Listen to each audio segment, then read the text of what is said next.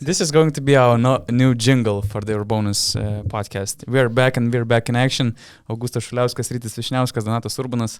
Special Q&A edition this week, and this one won't be public. If you want to watch the entire Q&A or bonus pod, you have to join BasketNews Plus community, and you can become our new members on basketnews.com/plus. We received a lot of questions. There are some great questions. Some of them will be rewarded with what?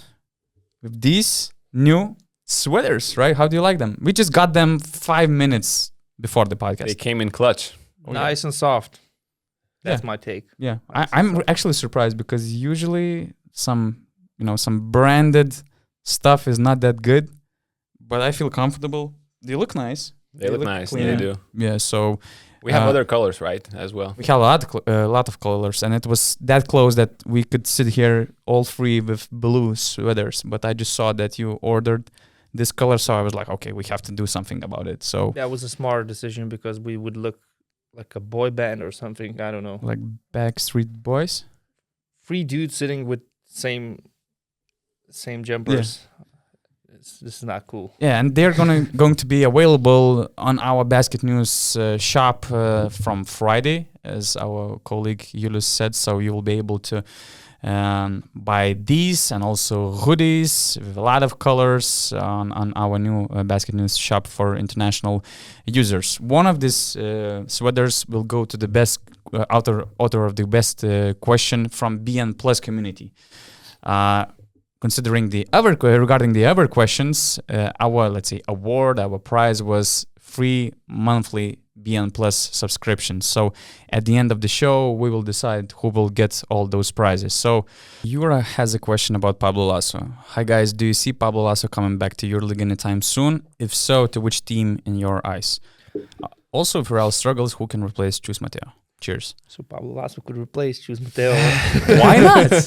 Why not? Why not, actually? Why not admit the mistake by Real Madrid front office if you see that Chus Mateo project is not working as well as you expected? If there are some other issues, just admit your mistake, that it was wrong choice. Yeah, why not? Real Madrid did it with Zinedine Zidane once, so that would be kind of similar. And I think in my eyes, there's only Yannis Feropoulos, who is kind of qualified enough and ready, prepared, to be the coach of that kind of caliber team. And other than that, it's Pablo Laso. He's healthy, he feels good, he feels rested, he knows the team better than anybody else. So why not just, sit down and just reach some peace between the front office members and him? Suggestion actually. Xavi Pascual?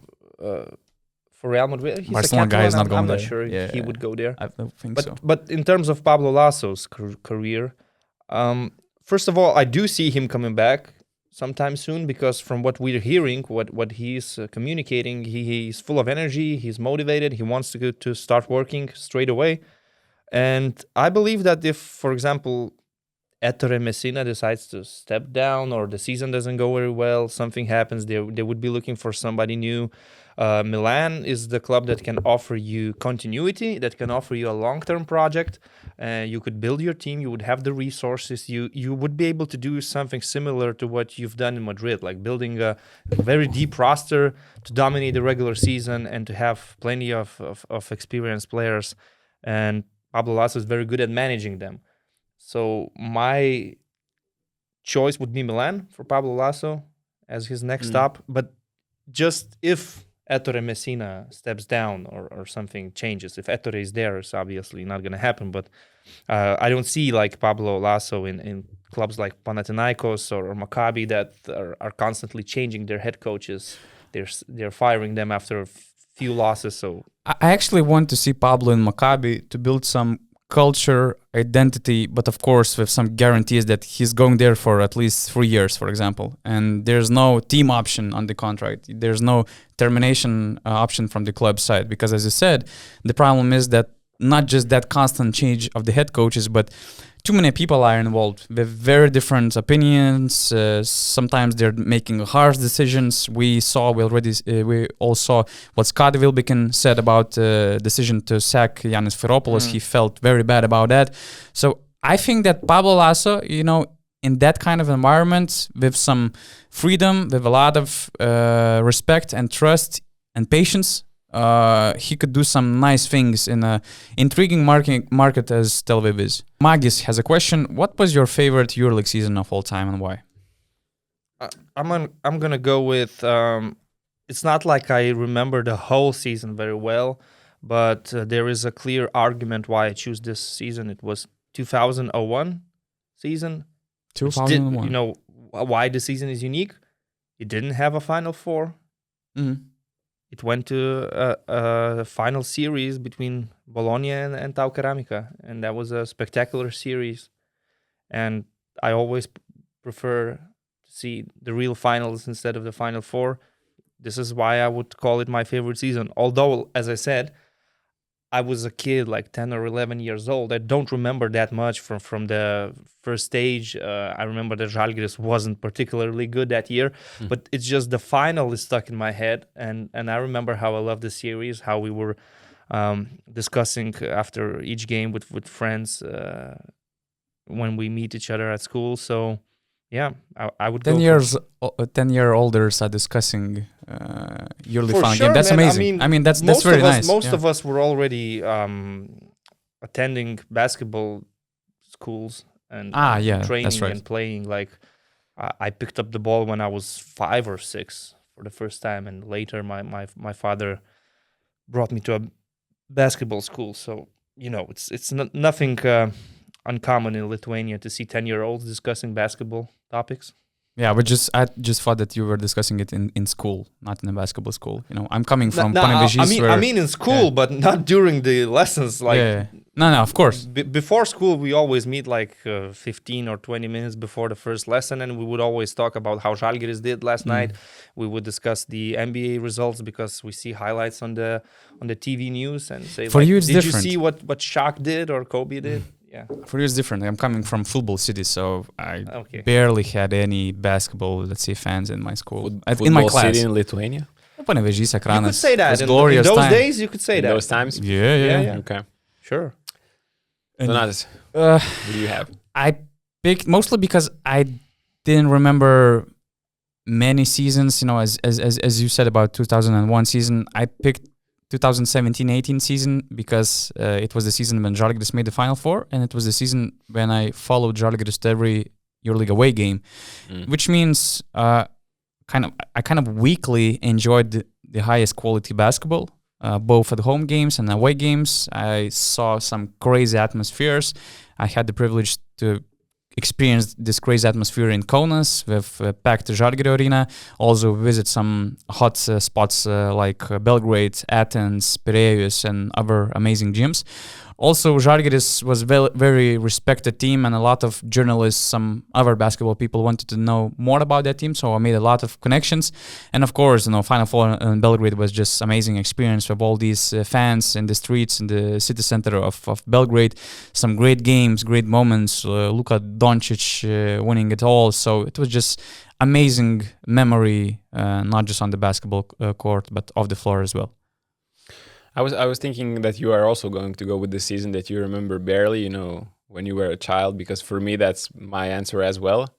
I barely remember the season, but it was one of the first seasons I watched some games. And, it was 2003, 2004 when Derek Sharp that was my second option, hit that shot. The game went into overtime. I still remember what I was doing that day, like, any other big, huge event in your life.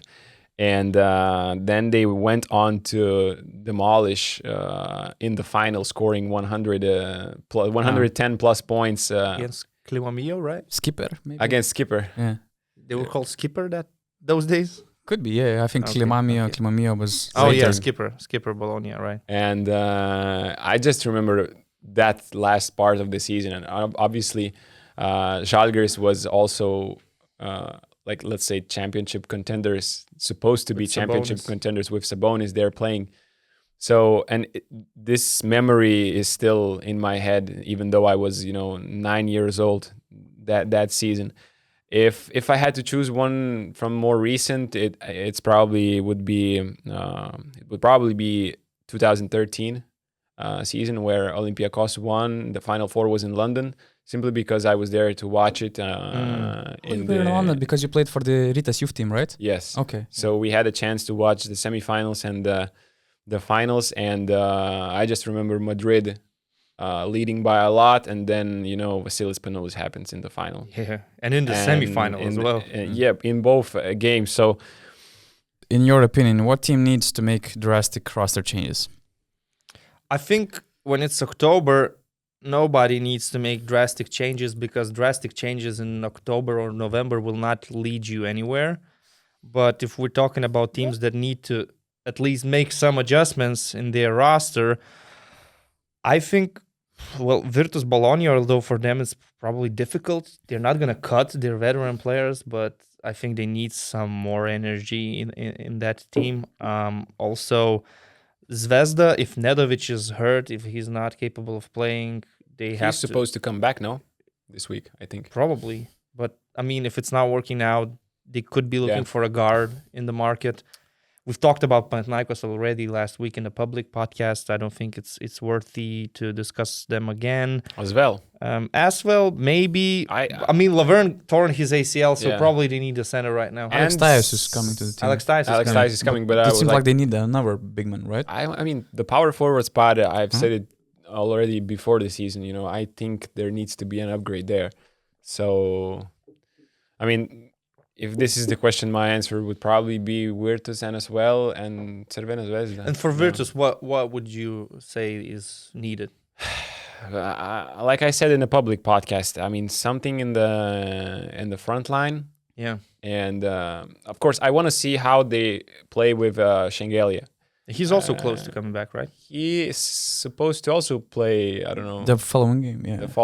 The next game. So I want to see how they look, because they didn't have an interior presence, up until this point. Such a huge interior presence. So maybe this unlocks their offense, giving guards a little bit more space.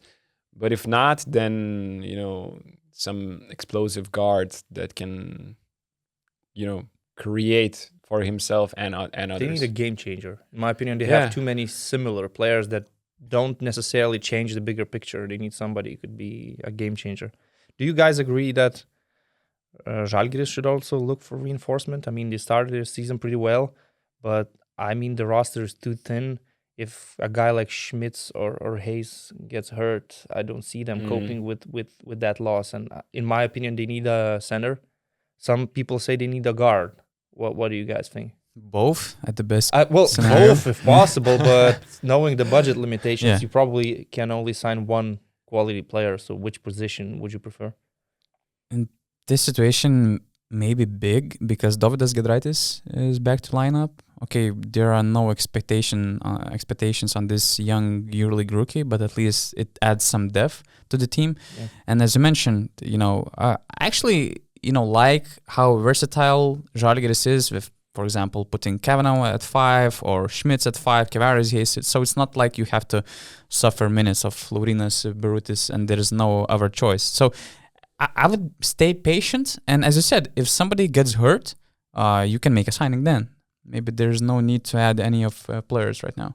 Atos Miriantus, are you considering the power rankings you have given before the beginning of the season, especially...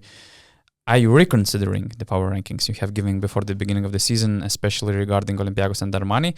And secondly, do you think Partizan and Virtus do not live up to expectations, proving history and shirts do not play basketball by themselves? First of all, it's only 4 games, and Partizan could easily have a much better track record. At least 2-2. At least 2-2. At best 3-1. At best 3-1. So, I wouldn't say history and shirts do not play basketball by themselves, of course, but it's only 4 games in, and obviously you can't overreact. Huh? You can't overreact. We can't overreact, and for sure, we at least I am. Power rankings before the season are always a lot of guesses, and there is a lot of surprises in first 4 games. But I believe some teams are going to, let's say, regress to their mean performance. Obviously, Olympiacos is displaying a wonderful type of basketball, and me putting them 5th. No, I think they were I don't remember, fifth or Sixth, sixth. maybe. I think you fifth, put Monaco Yeah, at for me, fifth. they were sixth. fifth. Yeah, For me Probably as well. sixth. Yeah. fifth or sixth. Obviously, I would, after 4 games, I would put them higher just because they won 3 away games and stuff. But I don't know if in the long term it's really good for them playing such a high level of basketball so early. So it's just one part of this small part of the season, and obviously ALBA is probably the most wrong prediction that, at least from my perspective, I put them last, and after 4 games they're 3-1. But I don't think they're going to be in the 4th or 5th position after the season, so I'm not putting them there, but obviously higher than 18th. Yeah, for sure.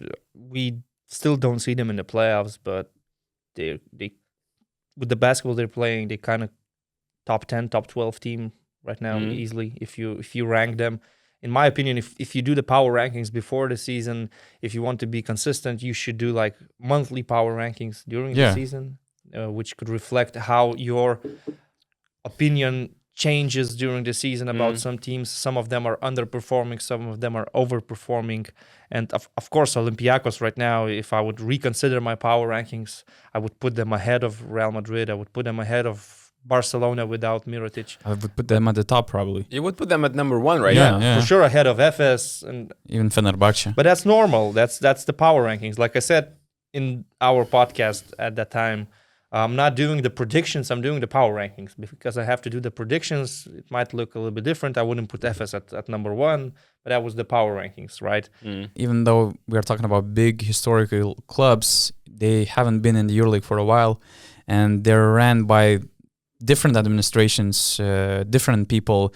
And when you think about it, I just had this conversation that, for example, Miloš Teodosic, right? He's so experienced player, but the last time he played in the EuroLeague was like 5 years ago. And now he's having this double round week. And we all know that, he has slow legs. It's not easy for him, to handle all this schedule, all this intensive play, which EuroLeague, puts it on the highest level.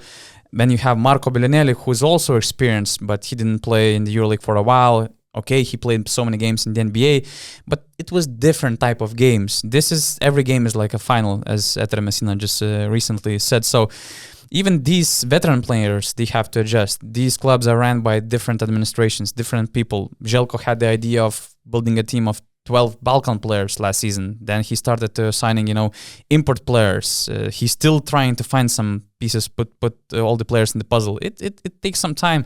Okay, some teams, they made adjustments quicker, better. There's some luck behind it because it's not easy to build this chemistry, but it requires time, even if you're such a big team, such a big budget team like Partizan and Virtus. I think if you're looking at Partizan and Virtus, these teams could do some trades. Like Virtus could help. We won it each with each other? Yeah, like Virtus could help Partizan solve their point guard problem a little bit, and Partizan could offer them some presence in the paint.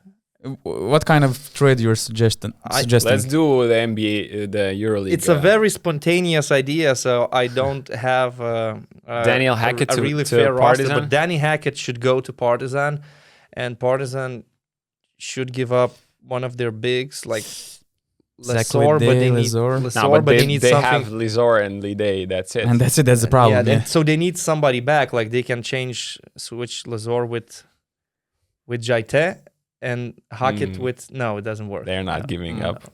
No. But They could give 2 or 3. Something to like Virtus. I'm just thinking. Some random thoughts came into my head. And cash considerations and necessary because like EuroLeague first. Partizan have a clear issue with the point guard position. Yeah. And Virtus, in my opinion, maybe even have too many players in the point guard position. Even though Yamadar is playing with each game, he's playing. Yeah, it's cool. It's improving. cool. Like he's still pretty young, so it's okay. You keep him. You still give him some minutes, but I would prefer to have an experienced point guard running the show, and like a player like Danny Hackett could work. Yeah, would make a lot of sense.